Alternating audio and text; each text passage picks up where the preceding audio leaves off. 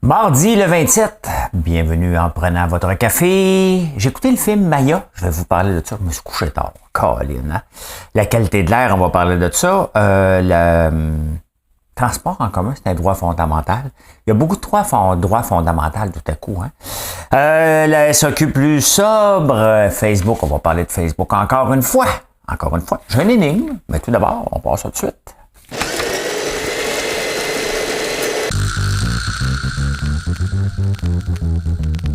J'ai une énigme. Mais non, on va parler d'elle.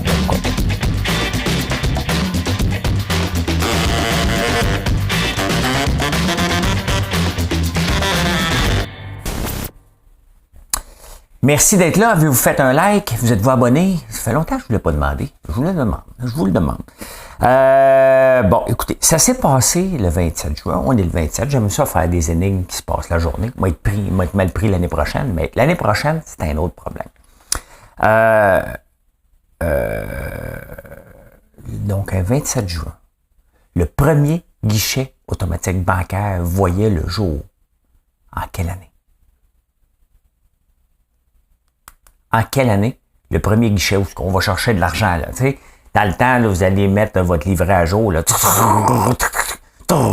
Là, ça sortait, changer de page, hein?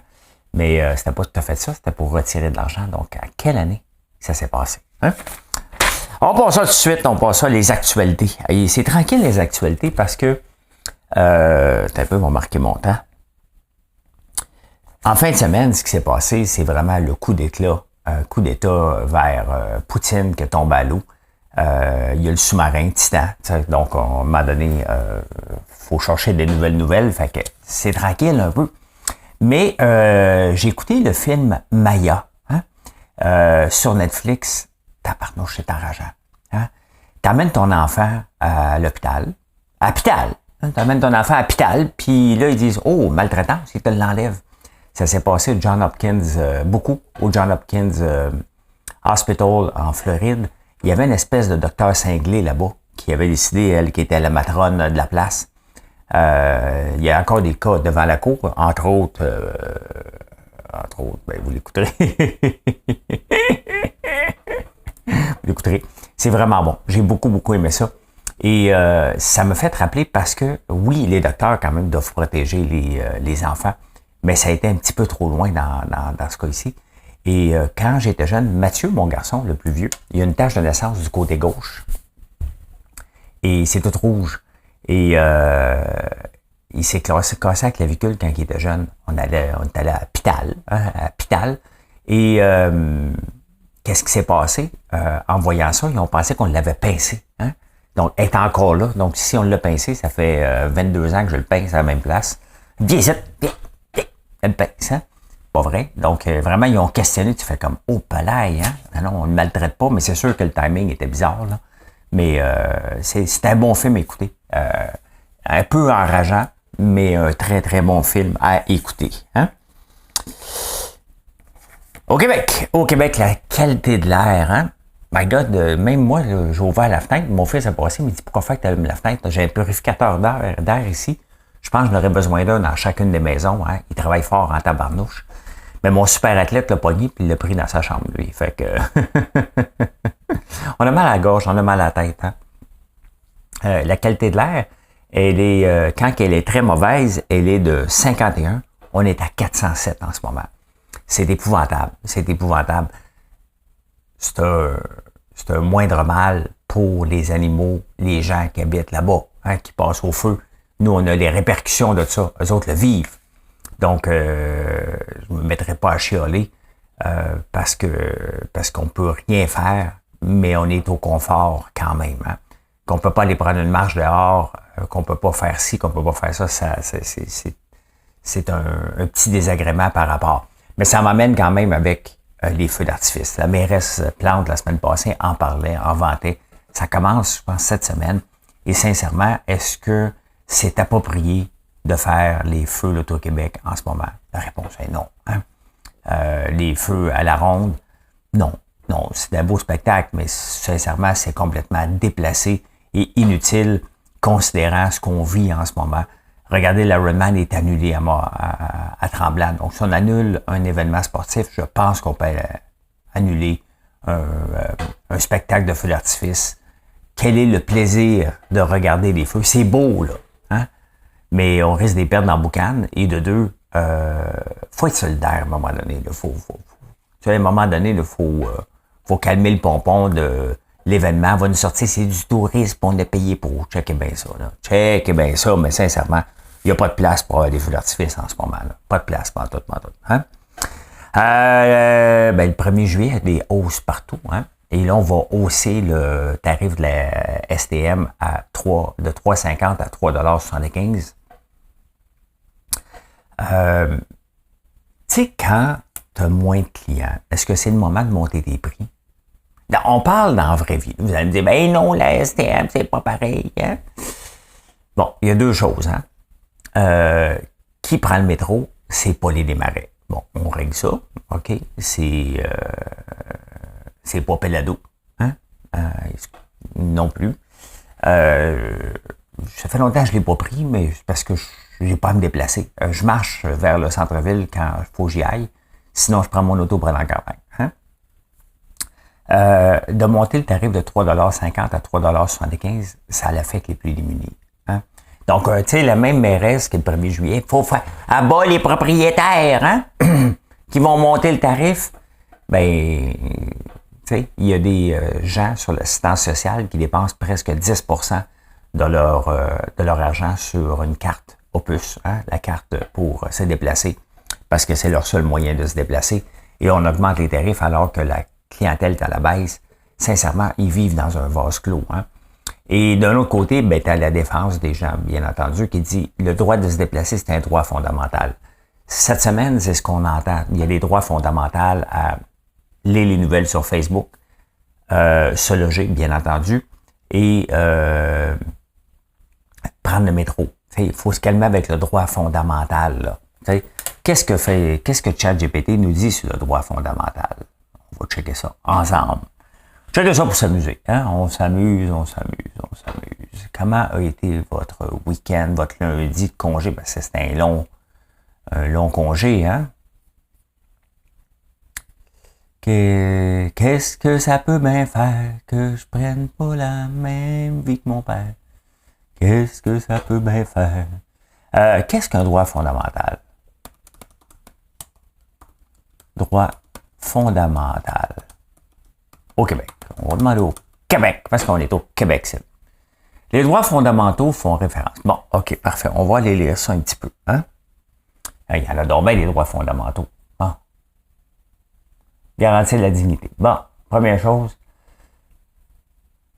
Qu'est-ce que ça dit ici? Bon, les droits fondamentaux comprennent entre autres la liberté de conscience et de religion, la liberté d'expression, le droit à l'égalité, le droit à la vie privée, le droit à la sécurité, le droit à la liberté et à la sûreté, le droit à la protection contre les fouilles. Ben, écoute donc, le droit fondamental, prendre le métro en fait pas partie. Mais voilà. Alors, c'est parce qu'on le sort souvent. Il faut se calmer les nerfs, le droit fondamental. C'est une insulte envers l'augmentation, c'est une insulte envers les gens plus démunis. C'est aussi une insulte sur relancer.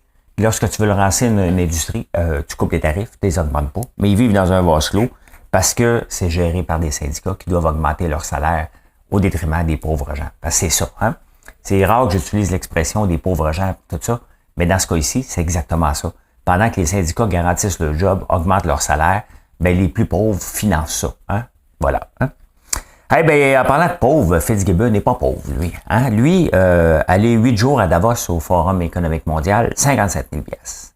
35 000 $ pour se déplacer. Coudon, tabarnane, on a-tu un représentant de la reine? 8 jours, 57 000 $. T'es juste Pierre Fitzgibbon, là. Calme-toi les nerfs, là. Tu sais, t'es pas un premier ministre, t'es pas le roi. On sait même pas ce que t'as fait à Davos non plus. Fait que 57 000 $. Tu sais, c'est le Journal de Montréal qui sort ça. Et le Journal de Montréal a décidé de partir en guerre contre Fitzgibbon, puis Fitzgibbon les envoie chier, on va se le dire. Donc, c'est ce que ça donne. Hein? Donc, chaque déplacement, chaque faux pas qu'il fait, sont dans son dos, parce qu'il essaie de le pogner pour le mettre dehors, pour dire on a gagné. il s'en sortira jamais. Dans le film Maya, vous allez comprendre bien des affaires, même si c'est enrageant, de se fermer à la trappe. Je serais pas capable. Je vais vous le dire tout de suite, je serais pas capable pas tout.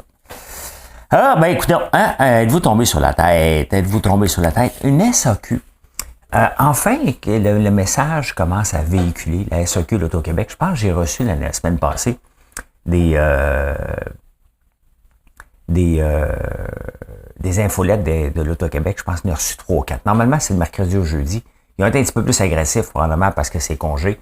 Et dans les stations de métro, un peu partout, on peut voir la SAQ qui fait de la pub. Hein? Enfin, un mojito avec du vrai rhum, avec de la vraie vodka, avec de la vraie tequila. Est-ce que c'est le rôle des sociétés d'État? Hein? Au nom de... Tu sais, eux autres, ils se disent, ben écoute, on a un équilibre dans la santé financière du Québec et la santé des gens en général. Donc, tu te saoules, tu deviens dépendant, c'est un dommage collatéraux pour qu'on puisse sauver d'autres personnes. C'est à peu près ce qu'ils disent. Hein? Donc, parce qu'ils disent tout que l'argent s'en va dans la santé. Non, l'argent s'en va à Volkswagen, une grande partie. Il faut arrêter de penser que le gouvernement, chaque argent qui rentre, s'en va pour la santé et pour l'éducation. C'est un gros budget, mais il y en a beaucoup qui s'en vont à subventions inutiles aussi. Donc, il n'y a aucune société qui s'enrichit avec l'alcool. On va régler ça tout de suite. Là. On ne devient pas riche en vendant de l'alcool. Les compagnies, oui. Mais tu sais, est-ce que c'est le rôle de la SAQ ou des compagnies à faire? Que la compagnie a le droit de produire de l'alcool, a le droit, bien entendu, d'en faire la promotion. Il n'y a rien d'illégal là-dedans. Mais est-ce que c'est le rôle de la SAQ de bombarder? Ils ont diminué. Hein, leur budget de pub était avant de 22 millions. Depuis la carte Inspire, maintenant qu'ils sont capables de cibler un petit peu plus la pub, ils l'ont descendu à 10 millions. Mais il reste que, tu sais, j'aime l'alcool, là. Je commence à découvrir des boissons sans alcool parce que c'est le fun de prendre quelque chose autre qu'un verre d'eau une fois de temps en temps, puis un coke. Mais j'ai pas dit de là, hein, j'ai dit un coke. Ça m'intéresse pas le reste, je vous le jure. Mais c'est pas le rôle de la SAQ. Il va falloir arrêter à un moment donné de penser profit. Un seul cas de dépendance. Hein? C'est la même chose que le système de justice. Qu'est-ce qu'on dit dans le système de justice? On aime mieux avoir un criminel en dehors qu'un innocent en dedans. Ben, ça devrait être la même chose avec la Société des alcools.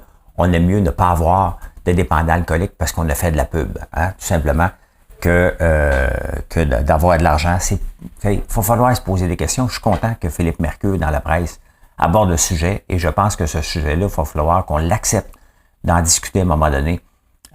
Vous voulez pas enlever le monopole, vous vous dites que c'est de l'argent, mais on n'a pas besoin de faire de la pub. Ça reste du gouvernemental, cette affaire-là. Puis le même gouvernement doit soigner les malades qui le saoulent, tout simplement. Hein? Allez, en finance. Qu'est-ce qui se passe en finance? Encore là, c'était tranquille, un long week-end, hein? Un très, très long week-end. Donc, mais qu'est-ce qui se passe? Tesla, ça fait encore malmener. Tesla, c'est du yo-yo. Hein? Ça part en fou, ça descend en fou, ça monte en fou, ça descend en fou. Là, les gens disent, ouais, mais là, il n'y a peut-être pas les multiples. C'est toujours une action à la bourse de Nvidia. On va aller voir un peu. Hein? On va aller voir ça. Nvidia qui fait fureur hein, avec... il y a le Bitcoin quand même, on va regarder ça ensemble. Le Bitcoin, quand même, qui a augmenté beaucoup. Ça, c'est le dollar canadien qui va bien aussi. Hein, ben, pas aussi bien qu'en 2021, mais si on regarde depuis 3 mois, il va super bien. Autant Canada contre US que contre l'euro aussi. Donc, ben, m'en va en euros à l'Italie, fait que va me coûter un petit peu moins cher. Hein, la traduction. Pas de traduction, mais ça, c'est Coca-Cola. Ça pourrait faire beaucoup mieux. C'est beaucoup mieux comme ça. Vive quand on a envie de pleurer. Ben, regardez, hein, belle augmentation, ça on regarde depuis 5 jours. Là, c'est dégringole, hein. De 279 à 251, c'est quand même du gros yo-yo, là. C'est du très, très gros yo-yo. On va regarder la Nvidia maintenant qu'on peut dire qu'il est Nvidia. Qui est vraiment devenu le titre phare de l'intelligence artificielle à 422 piastres. Ben, il y a 5 jours, ça a monté à 437. C'est quand même, regardez la progression depuis year to date. C'est toute une progression, là. De 156 au 1er janvier. Hein? Ça fait 6 mois à peu près. Ça a triplé, tout simplement. Hein? Triplé. Il y a un nouvel indice, un fonds aussi, qui est intéressant, que je viens de voir, qui s'appelle Chat, qui, je pense qu'il détient c'est un fonds négocié en bourse, donc un ETF, qui détient sûrement des actions dans le domaine. Je vais faire le tour aujourd'hui, je vais vous en reparler demain, mais c'est intéressant, mais laissez-le s'établir avant de vous garocher là-dedans si ça vous intéresse. Je déteste tomber dans des choses qui sont trop nouvelles. Hein. Il y a toujours un hype au début, mais Chat, donc on s'entend que ça ressemble à de l'intelligence artificielle. C'est pas, ça ressemble, c'est ça, c'est un fonds négocié en bourse. Que ça, mais quelle compagnie qui est derrière ça? Probablement la plupart qui dominent le S&P 500, les 10 compagnies qui dominent le S&P 500 sont tous impliquées dans l'intelligence artificielle. Et d'ailleurs, l'intelligence artificielle, ça s'est beaucoup amélioré, mais on attend quand même une nouvelle version d'ici 6 mois à peu près, ou peut-être un petit peu plus, qui va être encore plus intelligente que l'humain. Ça va être encore plus intéressant pour vous dire, my God, c'est non bien niaiseux l'intelligence qu'on utilisait. À suivre. Hein? Est-ce que Facebook est un outil de démocratie? Il va falloir se calmer. Un autre droit fondamental que les journaux lèvent. Les journaux ont gagné, on va le dire, là, les journaux ont gagné avec ces 18. Un peu comme un syndicat va gagner des fois. Mais à quel prix? Hein? Au prix de ne plus avoir de visibilité sur le réseau social Facebook. C'est ça. Hein? C'est ça. Est-ce que Facebook va tenir son bout? Peut-être que non. Peut-être que oui. Mais tu sais, Facebook a décidé de mettre l'emphase sur les vidéos. Il y a quelques années, il n'y avait pas de vidéos sur Facebook. Ils ont mis l'emphase là-dessus. Ils mettent encore l'emphase sur des textes d'opinion. Hein? Partager une nouvelle n'est pas une opinion. C'est d'amener des gens vers notre site. Et Facebook a le droit de dire, moi, je ne veux pas ça. Et d'ailleurs, lorsqu'on fait juste partager un lien dans une publication Facebook, Facebook le sait et dit, moi, je veux pas que les gens quittent Facebook. Faut pas l'oublier, là. Les gens, Facebook ne veut pas que les gens quittent Facebook pour aller ailleurs parce qu'ils sont déjà sur le réseau. C'est la même chose lorsque j'écris un texte de blog ou une recette.